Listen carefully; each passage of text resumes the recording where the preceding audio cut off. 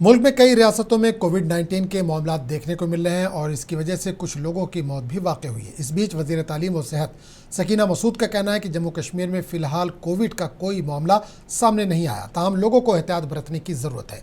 मुंसिफ TV से खुसूसी गुफ्तगू करते हुए वज़ीर ने कहा कि श्रीनगर शहर में सेहत के बुनियादी ढांचे को बढ़ाने की कोशिशें की जा रही हैं। वज़ीर सेहत ने आज MLA जडीवल तनवीर सादिक के हमरा कई अस्पतालों का दौरा किया और कई प्रोजेक्ट्स का इफ्तिताह भी किया। सकीना जी, आज आपका दौरा रहा हॉस्पिटल्स का काफ़ी सारे, तो क्या-क्या इनॉग्रेशंस यहाँ पे देखे गए और हेल्थ इंफ्रास्ट्रक्चर के हवाले से क्या कुछ किया जा रहा है?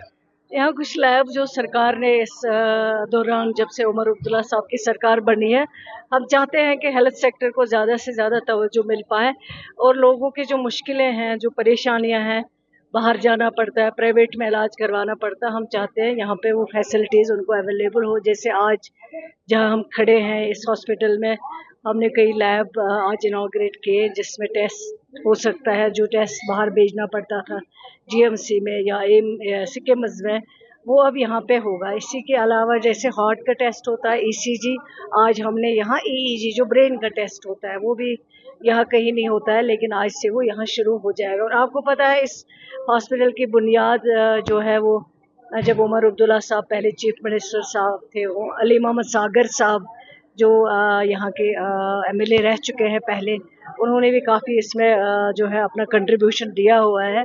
और सरकार की यही कोशिश है, जिस सरकार की क़यादत उमर अब्दुल्ला साहब कर रहे हैं, लोगों को ज़्यादा से ज़्यादा हेल्थ सेक्टर में फैसिलिटी मिले, चाहे वो इक्विपमेंट की बात हो, चाहे वो डॉक्टर्स की बात हो।